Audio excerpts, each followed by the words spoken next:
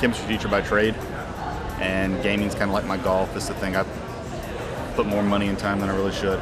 So when Little Big Planet came out, I decided to kind of make a couple of chemistry themed levels. The basic idea was to take a lot of the demos that I do in class and magic shows and see if I could recreate them in the game. I'd been a fan of the game back when it was announced at GDC 05 or whenever, however long ago it was. It's one of the games that made me want to buy a PS3. I thought the game was gorgeous, and when the game finally came out, I liked all the playability of the game. I thought it was really neat. I thought the level editor was really, really deep and interesting and kind of fun to play around with. So I'm a big fan of Spore too, but Little Big Planet was one I was kind of more drawn to. People talk about immersion in gameplay a lot, and video games do that. I think as long as you can grab a kid's attention and keep it, that's the trick. I mean, you got to get them into what you want them to learn. That's the key to not just a successful game, but as an educator, that's the thing I try to do when I teach. I think stealth learning, I think that's the term I've heard used here before. It's a kind of a way to get them interested in it. It's like, oh yeah, here's the vinegar and baking soda thing. Now maybe they'll want to do it in real life. I mean, it's vinegar and baking soda. They should have it in the kitchen. So yeah, if anything, maybe stuff like that can inspire them. Although not everything in my levels are things they should do at home. There is one that I do where I talk about combustion, and my demo is basically lighting a guy's fart. So, I have a disclaimer at the end saying don't try this at home. So, yeah, but I mean, just goofy stuff like that, just to get them interested in it, and maybe hopefully they'll check it out online, or they'll pay more attention when they're in science class, not just chem, but anything.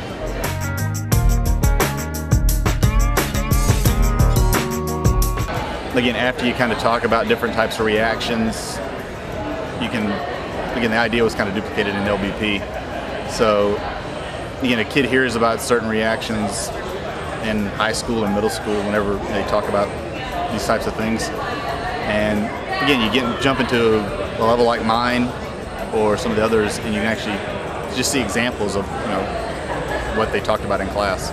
So yeah, mine would definitely be more supplemental as far as instead of actually replacing anything.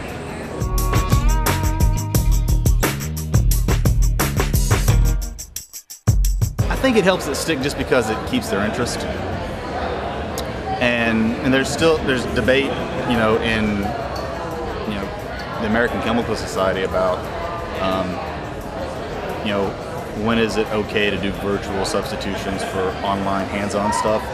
And I'm of the side that thinks, anything that keeps people interested, whether you're middle school or, somebody in your late 20s, early 30s or older, coming back to school to go into nursing or whatever, anything that keeps people interested in the sciences and chemistry especially is a good thing. So yeah, any stuff like LBP or Spore, anything that can help encourage people in the STEM courses I'm totally behind. Games today, you can incorporate education, even if it's just a level editor. I mean, Halo 3 has a level editor, so when my son plays games, because I'm a parent, he plays any games with a level editor. I'm all for that. I think it's awesome because it gets you thinking, and as far as putting things together, like LBP, putting different machines together. My son's a big fan of real-time strategy games, which they all come with mod kits, and he's all into creating maps and whatnot, and I think that's awesome. So yeah, anything it takes gaming beyond just the simple, one-sided, get from point A to point B, shoot this, that, or the other, I think is important. And pretty much, gaming is, like I said, gaming's kind of my golf as a grown-up. For a lot of kids, gaming is their main hobby. I don't think it's the only thing they should do. It's not the only thing I do as a grown-up, but it's a big part of their life, and there's nothing wrong with embracing and encouraging them to do stuff on the level editing side. And so yeah, I'm glad that guys like Sony and all the guys at Spore, that they really encourage that type of interactivity.